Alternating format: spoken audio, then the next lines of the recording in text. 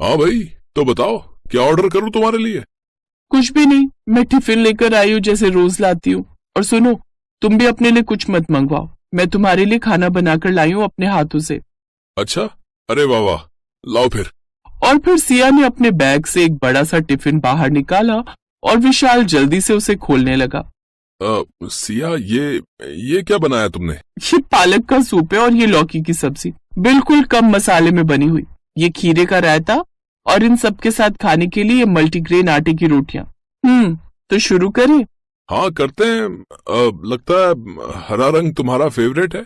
नहीं तो, पर ऐसा क्यों लगा तुम्हें? देखो ना, यहाँ सब कुछ हरा है, सूप, सब्जी, सलाद, और तो और ये रोटियां भी हरी बना कर लाई हो तुम, देखो। अरे हाँ, एक्चुअली वो सूप बनाने के बाद थोड़ी सी पालक बच गई थी, तो मैंने रोटियों के आटे के साथ गूंथ दी, इससे ये और हेल्दी बन गई। तुम खाओ ना, अब किसका वेट कर रहे हो? सिया का मन रखने के लिए विशाल ने उसके टिफिन से थोड़ा बहुत खाना खाया और फिर सब कुछ बढ़िया है। सिया, मुझे अभी याद आया, आज घर जल्दी पहुंचना है। कुछ काम है, तो मैं चलूं? अरे पर खाना तो अच्छे से खा लो। हाँ हाँ, मैंने खा लिया, अच्छे से खाया, सच में। अभी लेट हो रहा है, सॉरी। हाँ कोई बात नहीं, तुम चलो, मैं तुमसे कल मिलती हूँ, बाय।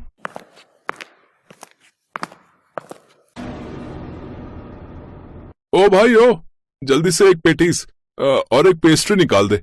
और सुन, एक गर्मा गर्म चाय भी, मलाई मार के। ओ भाई ओ, भटेगा क्या है? अभी तो तू सिया के साथ उसका टिफिन खा रहा था, और अब यहाँ आकर पेटीज और पेस्ट्री। अरे यार क्या बताऊं, हरी सब्जियों की दुकान लगाकर लाई थी टिफिन में, उसे बुरा न लगे इसलिए बस थोड़ा बहुत चख लिया। सूप, सलाद और लौकी की सब्जी। अब बताओ, ये सब खाऊंगा क्या मैं? पर एक बात बता यार, जब अभी ये हाल है तो बाद में क्या करेगा तू? मतलब कि शादी के बाद तो तुझे यही सब खाना पड़ेगा ना। वैसे तू सिया को लेकर सीरियस तो है ना? हाँ हाँ एकदम यार, मैं प्यार करता हूँ उससे, और शादी भी उसी से करूंगा। और जहाँ तक खाने की बात है, तो मुझे अपनी मम्मी पर पूरा भरोसा है, वो उसे सब सिखा देंगी, एकदम बदल जाएगी वो। कॉलेज पूरा करते ही विशाल को एक अच्छी कंपनी में नौकरी मिल गई, और फिर उसने अपने घर पर सिया के लिए बात की, और फिर कुछ ही महीनों बाद विशाल और सिया की शादी हो गई। और इसी के साथ कहानी में असली मोड़ अब आने वाला था। हाँ तो बहू, आज खाने पर मेरी कुछ सहेलियां आ रही हैं, तो मटर पनीर, दाल मखनी और कटहल की सब्जी बना लेना, साथ में बढ़िया छौंक वाला रायता। पूरियां और पापड़ तो तब के तभी बनाना, और पुलाव तो बनेगा ही, ठीक है? और हाँ, मीठे में चावल की खीर अभी बनाकर रख लो, फ्रिज की ठंडी खीर बढ़िया लगेगी एकदम। जी मम्मी जी। घबरा गई क्या बहू रानी? फिक्र मत करो, रसोई में तुम्हें अकेली नहीं झोंकूंगी, दोनों मिलकर सब बना लेंगे, ठीक है? नहीं मम्मी जी, आप आराम कीजिए, मैं सब कर लूंगी। सच में? तुम कर लोगी सब अकेले? जी मम्मी जी, वैसे भी रसोई में मेरा बड़ा मन लगता है। अच्छा चलो, ये तो बहुत अच्छी बात है, फिर मैं ऐसा करती हूँ, आज मंदिर हो आती हूँ। इतनी अच्छी बहू दी है भगवान ने मुझे, तो प्रसाद तो चढ़ाना ही चाहिए ना। अपनी सास की बात सुनकर सिया मुस्कुरा दी और फिर रसोई के अंदर चली गई। करीब 3 घंटों तक सिया रसोई में अकेले ही लगी रही, और फिर खाने की मेज पर अब तुम लोगों को क्या कहूँ मैं, अगर चिराग लेकर भी ढूंढती ना तो भी ऐसी बहू नहीं मिलती। आज का सारा खाना खुद अकेले बनाया है, मुझे तो साफ कह दिया कि मम्मी जी आप जाकर आराम करो। अब बताओ, इस कलयुग में मिलेगी कहीं ऐसी संस्कारी बहू? अरे वाह कावेरी, नसीब हो तो तुम्हारे जैसा, पर बहू है कहाँ, जरा हमें भी तो मिलवाओ उससे। हाँ हाँ, मैं अभी बुलाती हूँ। अब बहू, सिया बेटा, मैं कुछ मदद करूँ क्या? नहीं मम्मी जी, सब हो गया, मैं बस आ ही रही थी। ये कहते हुए सिया ने डाइनिंग टेबल पर एक बड़ा सा बर्तन रख दिया, जिसे देखकर सामने बैठी कावेरी की सहेली ने कहा, बस खाने में यही है क्या? नहीं नहीं आंटी जी, ये तो स्टार्टर है, मैंने पालक का गर्मा गर्म सूप बनाया आप सबके लिए। ये कहकर सिया ने सबके सामने पालक का सूप परोसा, जिसे देखकर उसकी सास कावेरी की भौहें तन गई, लेकिन बाकी मेहमानों को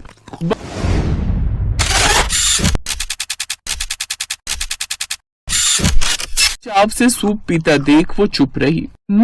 सूप तो बढ़िया है। हाँ हाँ, अब बाकी का खाना भी ले आओ, अब इस सूप से थोड़ी पेट भरेगा सबका। जी मम्मी जी, बस अभी लेकर आई। सिया फौरन रसोई में गई और कुछ और बर्तन साथ लेकर लौटी।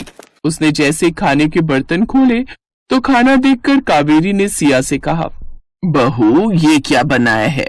गर्मा गर्म इडली सांभर है, ताजे नारियल की चटनी के साथ। ये तो मैं पहली बार खाऊंगी। अब ये है ना सांभर?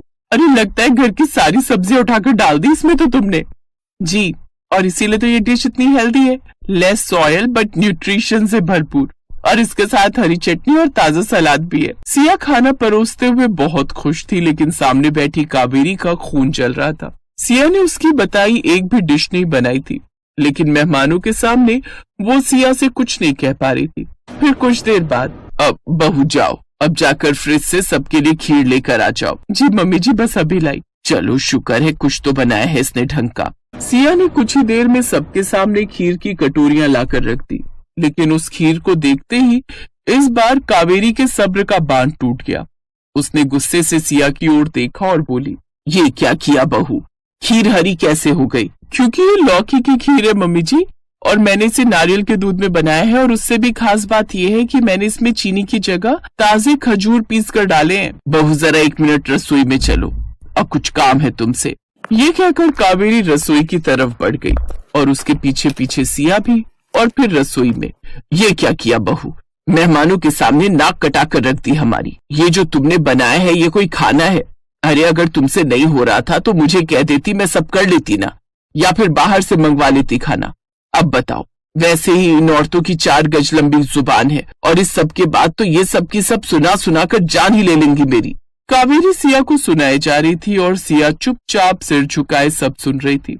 तभी डाइनिंग हॉल से आवाज आई, कावेरी अब आ भी जाओ भाई।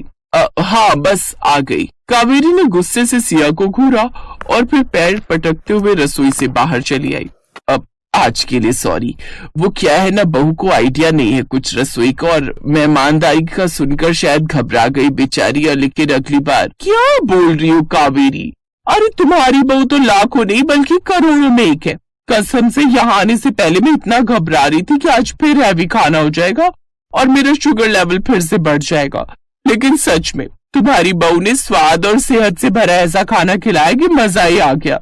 बिल्कुल सही कहा। तुम सिया को कहना कि टाइम निकाल कर जरा मेरी बहू को भी कुछ सिखा दे। कावेरी, ओ कावेरी, कहाँ खो गई? अब क्या? अब हाँ, सच में तुम लोगों को आज का खाना इतना पसंद आया क्या? अरे पसंद नहीं, बहुत पसंद आया। सच कावेरी, भाग खुल गए तुम्हारी सिया जैसी गुणी बहू पाकर। चलो अब हम चलते हैं, बाय।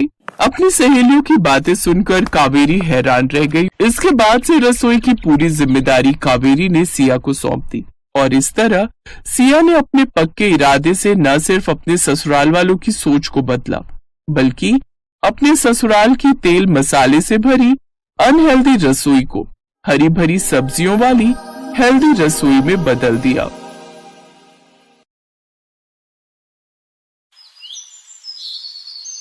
पूर्वी की माँ शांति घरों में सफाई बर्तन का काम करती थी। पूर्वी जब साल भर की थी तभी उसके पिता ने दूसरी शादी कर ली और पूर्वी को उसकी माँ के साथ घर से निकाल दिया। उसके बाद से शांति ही खुद से मेहनत करके अपनी बेटी पूर्वी को पाल पोस रही थी। थोड़े बहुत पैसे जोड़कर शांति ने पास के एक स्कूल में पूर्वी का दाखिला करवा दिया। भाभी जी, कोई पुराना स्कूल का बस्ता और रोटी का डिब्बा रखा हो तो आप मुझे दे देना। वो मैंने पूर्वी का दाखिला स्कूल में करवा दिया है, कल से वो स्कूल जाएगी। हाँ, दीक्षा का एक बैग रखा है, वो लेती जाना। रोटी का डिब्बा, वो जो लंच बॉक्स है ना लाल वाला, वो ले ले। ठीक है भाभी जी, बहुत बहुत शुक्रिया। शांति जहाँ काम करती थी वहां से उसने बस्ता और रोटी का टिफिन ले लिया। वो स्कूल का बस्ता और रोटी का डिब्बा लेकर घर पहुंची तो पूर्वी की खुशी का ठिकाना नहीं था। माँ, ये मेरा स्कूल बैग है, अब मैं भी स्कूल पढ़ने जाऊंगी, बहुत मजा आएगा। पता है माँ, शीतल बता रही थी जब इंटरवल होता है ना तो सब बच्चे खाना खाते,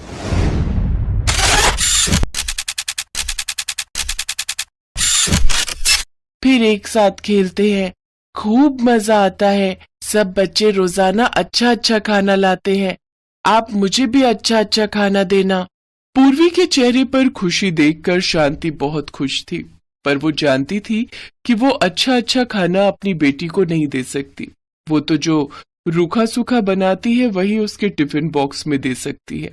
अगले दिन शांति पूर्वी के लंच बॉक्स में रोटी और थोड़ी सी सब्जी रख देती है। पूर्वी स्कूल पहुंचती है। लंच टाइम में सब बच्चे अच्छा अच्छा खाना खा रहे थे।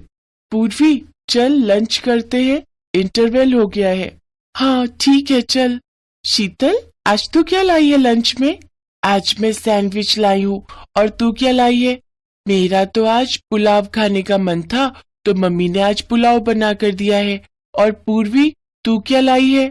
अरे तू तो रोटी सब्जी लाई है, वो भी थोड़ी थोड़ी है। ये कोई लंच थोड़ी होता है। इतना बोरिंग। पूर्वी ये तो तू अकेले बैठकर खा। सभी बच्चे मिलकर खाना खा रहे थे, पर पूर्वी बिल्कुल अकेली थी। वो अपनी थोड़ी सी सब्जी और सूखी रोटी अकेले ही खा रही थी। कुछ देर के लिए वो उदास हो गई, पर उसके बाद फिर से सब बच्चों का ध्यान पढ़ाई में लग गया तो वो इस बात को भूल गई। पर अब पूर्वी रोजाना ही थोड़ी सी सब्जी और रोटी लाने लगी। अब कोई भी बच्चा उसके साथ बैठकर लंच नहीं करता था। क्या पूर्वी तू रोजाना ही रोटी सब्जी ले आती है? तेरे घर पर कुछ और नहीं बनता है क्या? छोड़ना, देख आज मैं कितना टेस्टी लंच लाई हूँ, इसके चक्कर में सब ठंडा हो जाएगा।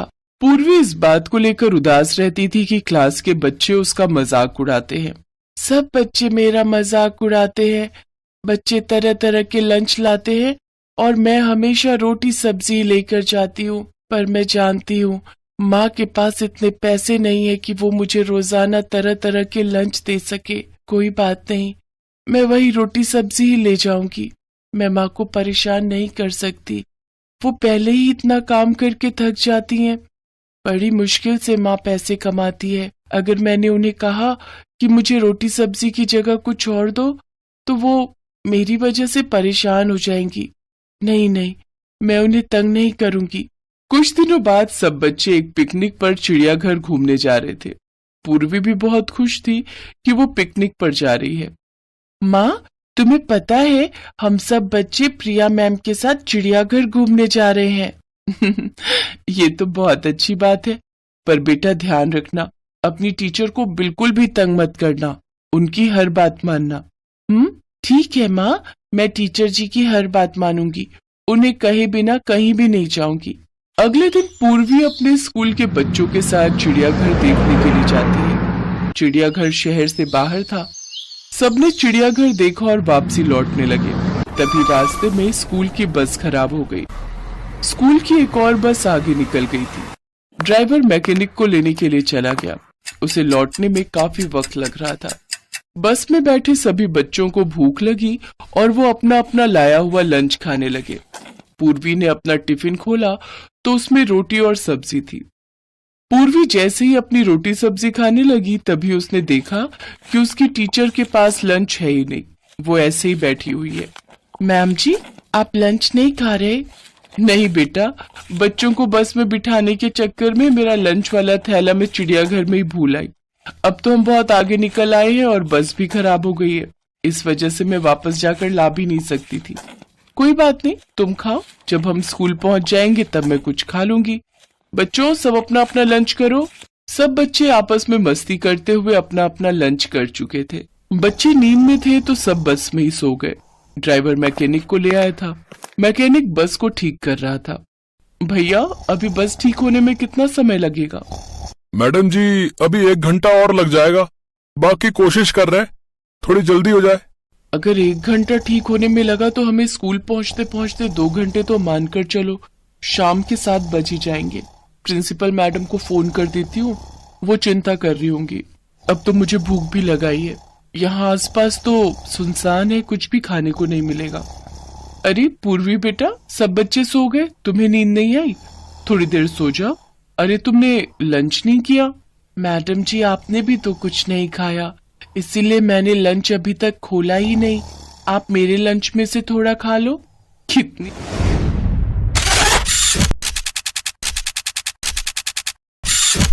सारी बच्ची है, मेरे पीछे इसने कुछ भी नहीं खाया। इसके में से थोड़ा सा खा लेती हूँ ताकि ये भी खा ले। लाओ पूर्वी, मुझे दो, मैं थोड़ा खा लेती हूँ। क्या हुआ, लाओ। मैडम जी, मेरे पास ये रोटी सब्जी ही है, बाकी बच्चों की तरह अच्छा अच्छा खाना नहीं है। माँ कहती है जब हमारे पास बहुत सारे पैसे होंगे तब वो अच्छा अच्छा खाना लाएंगी। पूर्वी बेटा, खाना सभी अच्छा होता है, रोटी सब्जी तो और भी अच्छी होती है। अरे वाह, आलू की सब्जी और साथ में रोटी, मुझे तो भूख से रुका ही नहीं जा रहा। मैं तो पूरी रोटी खाऊंगी। मासूम पूर्वी की भोली बातें सुनकर टीचर भी भावुक हो जाती है। वो पूर्वी के लंच में से एक रोटी और सब्जी खाती है। पूर्वी बहुत खुश थी। कुछ देर बाद बस ठीक हो जाती है। सब लोग स्कूल पहुंचते हैं। अगले दिन पूर्वी स्कूल पहुंचती है तो उसके लंच बॉक्स में वही रोटी सब्जी थी। सब बच्चे फिर उस पर हंसने लगे। तभी पूर्वी की टीचर उसे अपने पास बुलाती है। पूर्वी, तुम्हारी रोटी सब्जी मुझे बहुत अच्छी लगी थी, क्या आज भी मैं तुम्हारा लंच खा सकती हूँ?